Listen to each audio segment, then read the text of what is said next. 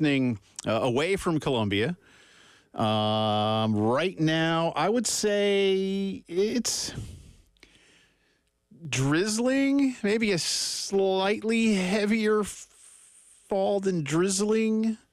It's not misting, but it's not like downpouring either. It is cold here. I've got 41 degrees in downtown Columbia, but I have been told by two very reliable folks that we're playing baseball. So we should only be here for a little bit. If nothing else, we will toss it to Derek and Stuart, and then they can tell you what's going on. Because Derek he's quite literally at the ballpark. Like, literally at the ballpark. You telling me this is an ideal baseball temperature? In weather conditions? I just, this is how it's meant to be. I don't like playing in this kind of weather. It's been a long time, but I did, man. I mean, I remember playing some games in situations kind of like this, and it's just part of the early season of baseball when you got to get your games in. But we'll see. Good win for Carolina last night, 5-3 decision over Winthrop up in Rock Hill. So first road win of the season is under their belt. Queens College coming down from not too much farther than Rock Hill, up in Charlotte. Guy I went to high school with, played baseball up there. Very nice. He liked it. A big rival of Kings College? I don't know. I don't think Kings D2. I get so it. probably not. I don't think so. Yeah. But they should do a series. I don't know where Kings College is. It's a school in Tennessee. Okay. There is a Kings College in Tennessee. I believe you. Division II. Yeah, I believe you. I don't know where it is. But we'll keep you updated. Basketball, if you're just tuning in, then you didn't hear me talking with Terry. If you aren't just tuning in and you did, I'm not numb to it, and I don't know that it's a situation. Here's the thing. I don't think it's apathy from fans. You just realize how much of a positive blip on the radar last year was in a relative sense. And I think that sense of reality has kicked in pretty good now. It's a new coach. Look, things under Frank at times were good, especially in conference play, but obviously not enough over the long haul and only one trip to the tournament. And in year two, Lamont makes it. And, you win a bunch of games in the SEC, and it's fun. This year is not. I do still contend that the primary reasons, from my own point of view, are, as I just told Terry, I don't think they have enough horses to run the race. And when the race has never been run better in this conference, it's even that much more difficult. I had somebody saying some things about coaching to me on Twitter. Look, I get it. Lamont is not free from blame or responsibility, nor is he attempting to act that way. The guy cited the example of Florida's full court press in the second half a couple of weeks ago here when Carolina led the majority of that game and UF hit that late shot to win it by a point. And he said that's coaching. I was like, well, Lamont, he expressly discussed that very thing in postgame. And I think that was one of the questions you asked him that night. Or that afternoon, I guess it was, right? I can't remember. Was that a night? That was a night. No, that was a midweek game. And again, I get it. But Lamont said, look, we do work on these things. And that's why he said, after the third possession of it, I was like, guy, and I'm paraphrasing how Lamont acted, but he was like, it surprised me too, because they know what it is we're looking for. They just didn't do it. Is that, and again, I told you coming back that next day, I hate saying this, but I saw fear in some players' faces, just like, I don't know what to do. I scared. I don't want to make a mistake, but I'm going to make them. That's what it felt like. Hesitancy with every decision that was being made that game. And that's, and look, that's exactly what Florida wanted that night as an example. But I think some other teams have figured out at times that South Carolina will succumb to something like that. Whether you want to, you can look, nobody anymore is going to play full court press for 40 minutes. All right. The days of UNLV and Arkansas doing that back in the 90s, they're gone. They were fun days. It was, they're man. Gone. Oh, my God. You know what? 40 minutes of hell and all that kind of stuff. But you know what they had on those teams, man? They had horses to run the race. And that's just that. So to me, and look, you can say that coaching is, and I think you nailed it a couple of days ago, Elijah, when we discussed this very thing. And I asked you, all right, if it's not X and O coaching, because I don't know that it really is that much. I feel, and again, from my point of view, Carolina's in a lot of these games. Last night, did they check out early? Did they get popped in the mouth early? And then just, because the second half was better in a relative sense. They won the last 10 minutes, if you break it up into quarters. Yeah. I mean, and as I said to Terry, if I want to take any kind of silver lining out of it, and it's just a tiny little sliver of silver lining, but I thought you nailed it to come back around to the biggest coaching mistakes, and it may simply have been, I say simply, the misevaluation of the guys you needed to replace. Because you just didn't in any way really directly replace Talon Cooper or Michi Johnson. You just didn't. No. Now, you could argue that, like with Jamari, maybe if he was the 2 or something, but you don't have a 1, and it's just, I think you realize how good those guys were last year, how well they played.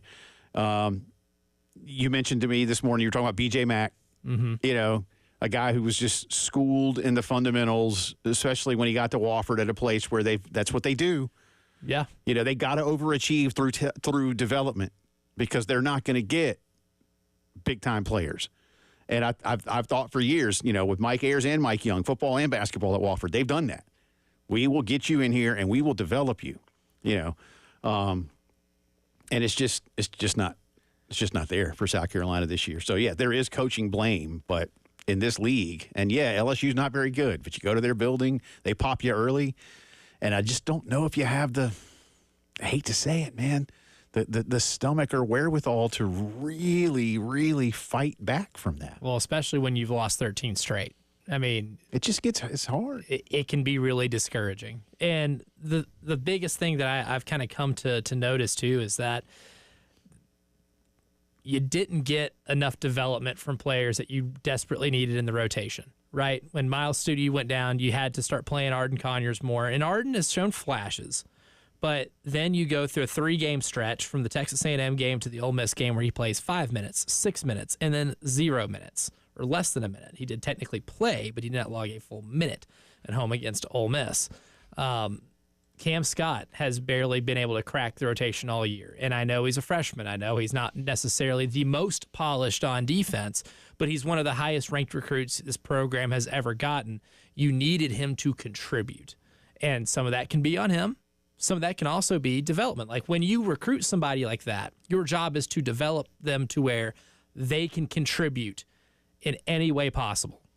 And you hope he's able to stay around and be able to fulfill what his potential is, because if he doesn't and does well somewhere else, that is going to look really, really bad for the program. You just didn't get enough guys getting better throughout the year. And I think that is probably the biggest hindrance on this program right now as we stand. It did help getting Talon and BJ last year because Talon was somebody who started at Morehead State, played a lot of college basketball, went to the Power 4 level at Big Ten, and led that conference in assists. That is not an easy thing to do. No, it's impressive. So he was already a very well-polished player. You could say they were both. He BJ look, too. I mean, BJ was one of the BJ. best, They were one of fully the 3 or 4 best players in that conference. Yeah, fully developed players. Yeah. Who then came in and did what they did. And you don't want to have to rely upon that exclusively. I get it. Yeah. I was actually, to change the subject but stay within it, I was reading something about Ole Miss football today, and it's like, said the writer, that Lane Kiffin is all that concerned about roster development anymore. He's just going, that last year I think they had like 17 guys through the portal started a game at Ole Miss, or obviously many, many more games. That's a lot. It's about being older. Yeah. You got to be older and better. Like, that's kind of the thing now. And we're going to be pulling out the Missouri comparisons for a long time because this team is flirting with 0-18, and Missouri did it last year. But what did they do? They went in the portal, and they got a lot of experienced basketball players, ironically enough, including a player who was one of the leaders in assists in the Big Ten, and Tony Perkins, to come in from Iowa and be their point guard and get, one of the better forwards on Duke's team last year to come in. You hit 2 massive home runs in the portal, and they start Jacob Cruz, who hits a lot of threes at 6'8", who was an all-conference player in the Ohio Valley at Tennessee Martin. That was a good find. Like, you got to be able to get older and better, and that's one thing this team's going to have to do. I mean, especially if there are, maybe issues with the roster and you don't want to rely on young players. Like, look, this is not the league to be the youngest team in the league in, and you're going to lose a lot because I pretty much feel like, Colin Murray Boyles is going to the NBA because he's going to be a top 20 pick. Yep. I don't foresee anybody turning that down. If he does, that's fantastic. If you're able to bring him back, that's great. That's a great building block. But you're going to lose a lot. And what is the number right now? You're significantly younger. I know the last mock you and I looked at had him at number 18. So ballpark it because you know these things. Yeah. I don't. What does the number 18 player get contract wise? Because I know there's like slot values that they're pretty regimented in the NBA, if I'm not mistaken. I'm not 100% sure what it is, but it's more than what South Carolina, unless they want to pay him what. I always call him Donovan Stewart. Dylan Stewart is going to be making this year. Then that's the type of stuff you're going to be competing with. You'd have to make him the highest paid athlete on campus. Not the worst thought in the world. Not the worst. No, not the worst. Because you know what? He will absolutely help you next year if you're able to bring him back and refill the roster to what you maybe had last year. And what you and I read, and this is not knocking Colin in any way, and quite honestly, if he gets drafted in the top 20, I'd be like, son, you need to go to the NBA. Yes. But I did read that he would be developed slowly as a bench role player, and, which you should when you're drafting. Yes. If you draft a player at 18 and you expect him to be a starter right away, then you're doing the NBA wrong. Yeah.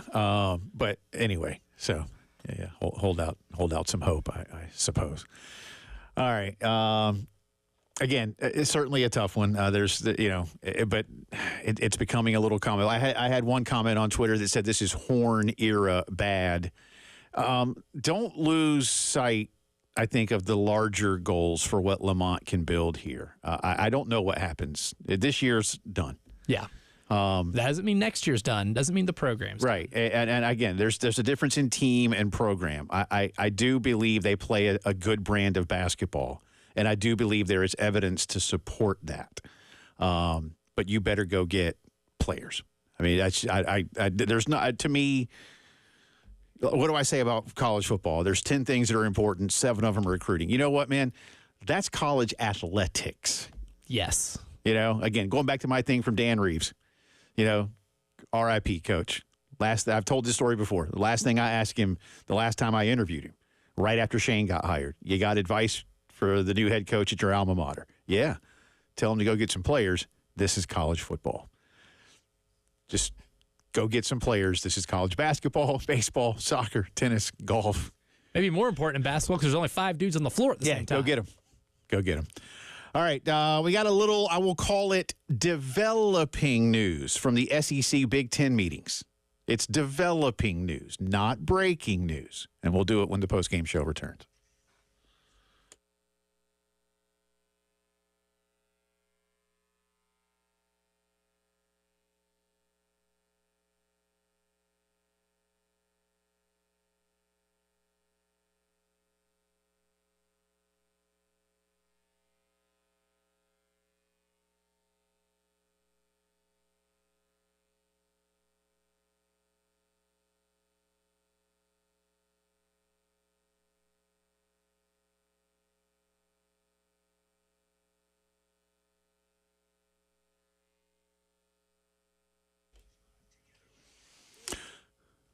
Also, a friendly reminder that our buddy Alan Cole will be coming on with us here in mere minutes. He of GamecockScoop.com. In the meantime, let me tell you about our great friends at Integrated Media. Spoke with the wonderful Michael Geddes this morning about a couple of things. He, of course, the co-owner of Integrated Media. But listen, when you're ready for this is a great time of year if you've been thinking about upgrading the home theater system, because you've got the big basketball tournament coming up, and if you're a big pro basketball fan, those playoffs take like the whole year anyway. Baseball season has started. Big leagues will be here before you know it. And it's also a great time in our area to think about that outdoor system. Equipment built to be outside 24/7, 365. Yes, even here in South Carolina. All those things on your list, or any of them on your list, 803-948-8327. Watch, listen, whatever you do it better with integrated media.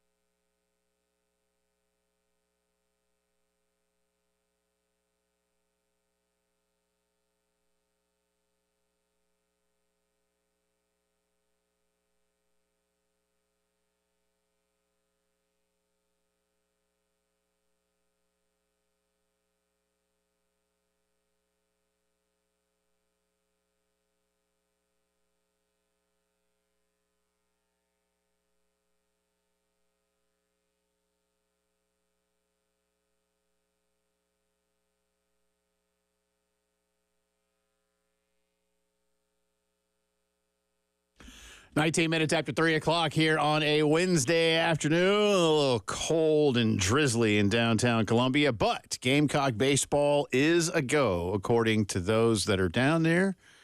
I believe our next guest is also down there, or at least on his way, if he's not already.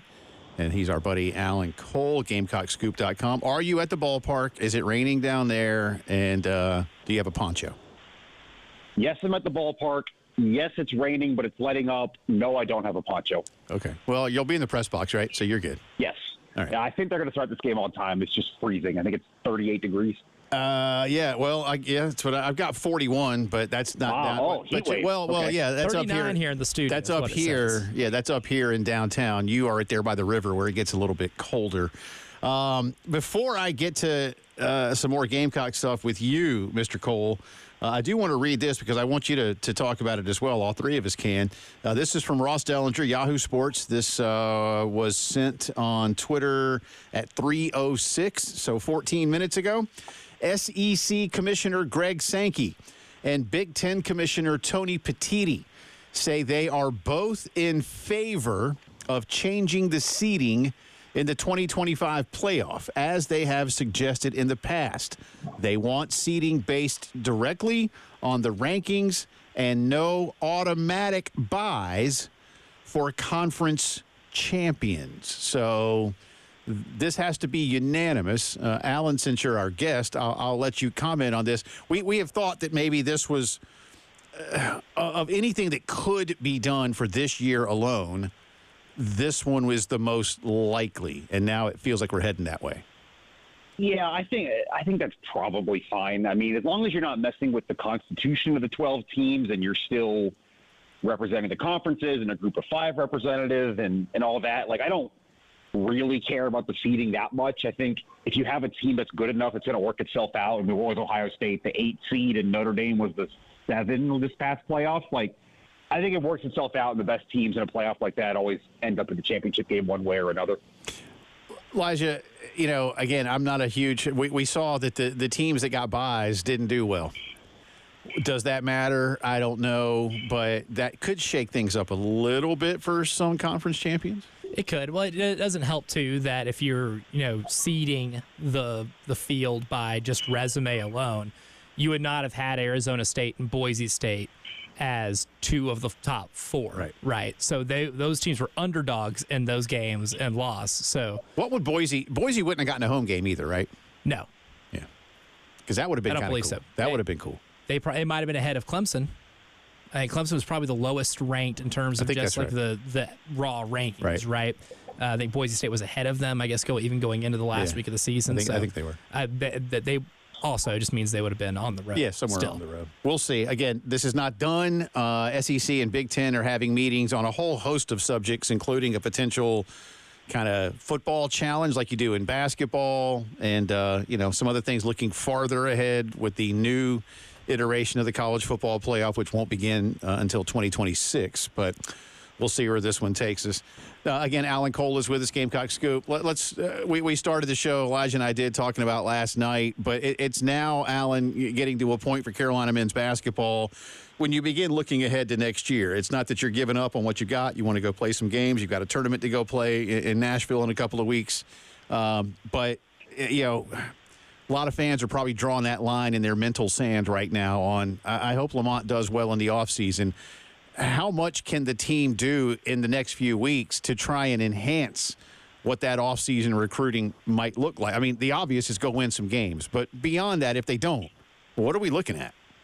I think you pretty much just said it. I don't think, when you're in the transfer portal, when you're going out and looking at these kids, I don't think anybody's, I'm going to sign with you if you're 3-15 in the league, but not if you're 1-17 kind of thing. Like, I think you still have to have the right place, the right fit. I think for this team, honestly, just get a win on the board. I've been saying this for a while now. Like, it doesn't matter how you do it.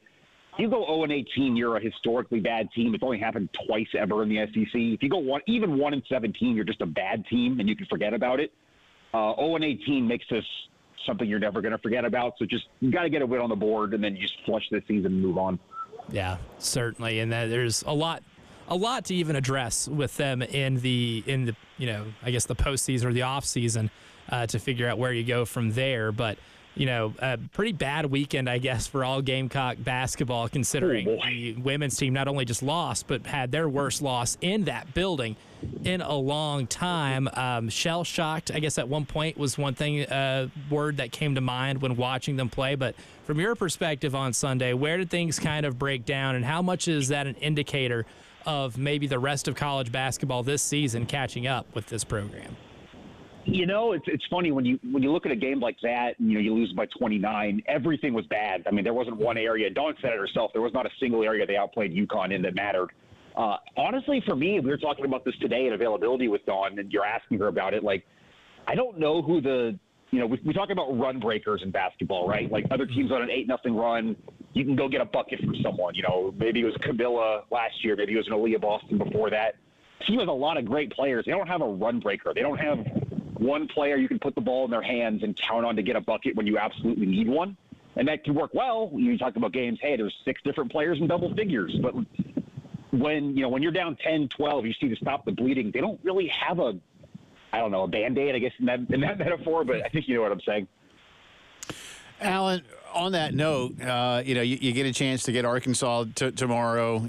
Now we saw Texas beat LSU. This is a race to the finish. It's an interesting kind of time for Carolina basketball right now. What did you take? I know one of your questions I thought was good about how the team played the other night, and then Dawn kind of went on, there's a little bit more at work. What more have you learned about what she wants to fix beyond basketball? I think everything for her right now is just an identity thing. It's a mental thing. She said it, and I think all of us wrote some degree of it on Sunday. When you lose by 4, like they did at Texas, you can look at the guys on the other bench, the players on the other bench. When you lose by 29, it's on your own bench. This is an internal thing. Dawn just said like half an hour ago. She used the terms "come to Jesus" meeting. I don't know exactly what that means, and she didn't share any more. But I thought that was kind of interesting. And she said that, all 3 of these losses, that the common thread is they weren't themselves. They weren't playing to their identity. So I think this is look, the talent's there. The players are there. Can they go all the way to a national championship? I don't know, but they're still really good and can make a deep run. This is an internal fix. This is a mental fix. This is a get yourselves right as much as it is scouting the next opponent or the next 4 opponents to end the regular season. Yeah, and when you look at the resume, just as it is right now, I mean, to give an idea of just how crucial these next few weeks are, you can make a legitimate argument that South Carolina has the second best resume in the country, with Texas kind of besting them in that regard in terms of just quad 1 wins, the most recent head-to-head, all of this, and considering teams like UConn, UCLA don't have anywhere, I guess, near as many big wins as South Carolina does in the top 20 in net, but obviously a big couple weeks here ahead. The one thing I think you really want to avoid is being maybe the last 1 seed and having to play Southern Cal, and doing that in Spokane as opposed to doing it in Birmingham. But how do you see the resume process kind of playing out with this team and the position they're in despite losing 2 here in the last week or so? Yeah, that's actually where I think South Carolina fans can breathe a little bit, just because what we've always known about the committee, what they've always looked at, it's more about who you beat than who you lost to.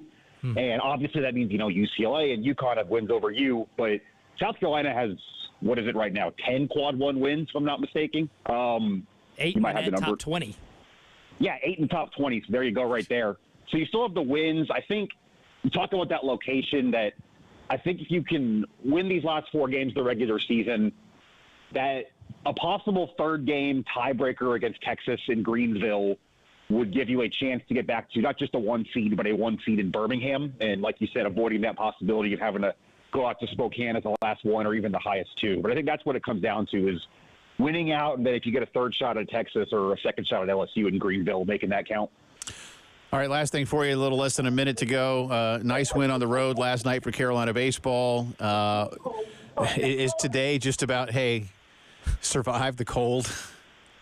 Yeah, I mean, that's everything at this stage. This pre-Clemson stage of the season, these first 9 games, just don't get anybody hurt, show some signs of life, and don't freeze. That's kind of what it always is the first 2 weeks of the Carolina baseball season, but especially a day like today, you're just trying to get out of here in one piece.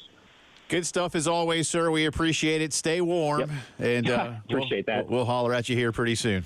Yep, appreciate it. That's Alan Cole, Alan__Cole on Twitter, GamecockScoop.com. I want to come back with a little bit more of what Ross Dellinger had to say about the potential changes to the college football playoff that ahead of Carolina baseball, which is coming your way in 15 minutes. You're listening to the Postgame Show.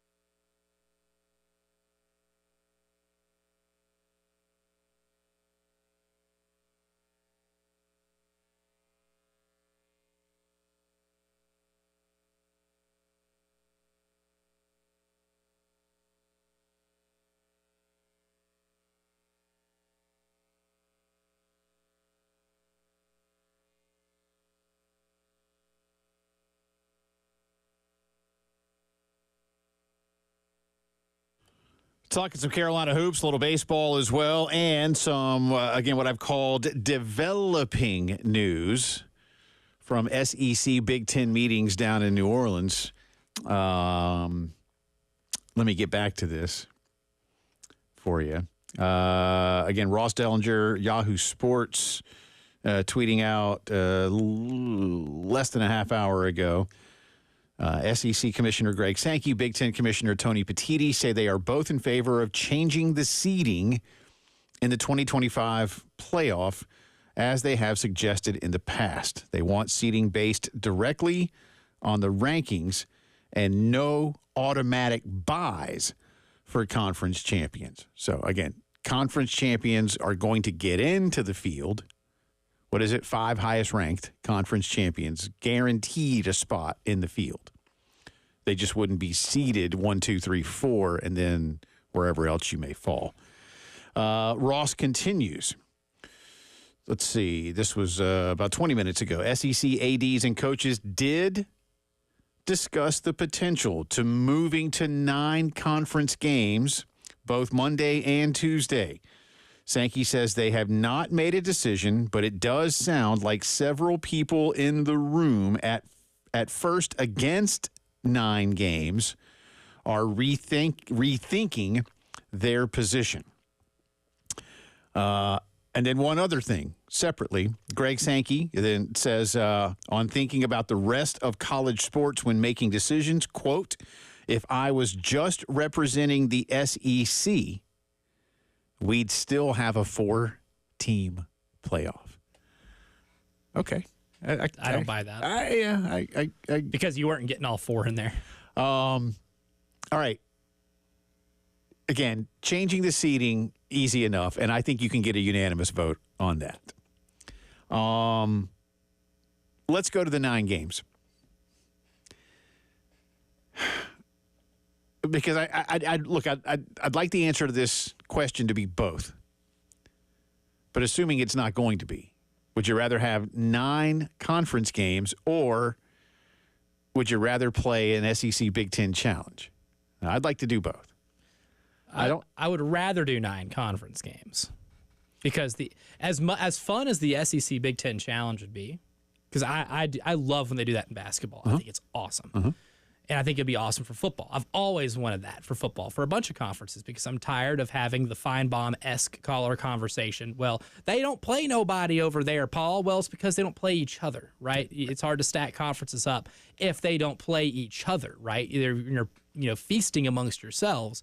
It's hard to get an adequate sample size of exactly how great some conferences are. Very difficult. That's why we knew the SEC in basketball was this big, Goliath this year, is because they wiped the floor with everyone they played in the non-conference. So we had a pretty good idea. I would like to have that idea in football a little more spread out. And yet the conference games are at 500.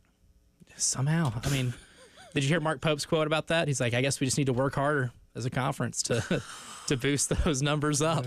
But if you know, and if not, I don't have time to put. If you don't, I'm sorry, you're missing out on a hell of a bit. Good humor. But 9 games would give you a better champion. Look, we were, one bad Texas half away from Texas A&M playing in the conference championship game. Do you, honest to God, believe that A&M team was the second best team, a top 2 team in the SEC? No. But they could have played for an SEC championship game because of how the schedule broke. Right. And because of how hard it was for somebody else, because we are squeezing 8 league games into a team or a league with 16 teams. Yeah. When you don't play half the league, you don't get a great picture as to what your champion should be.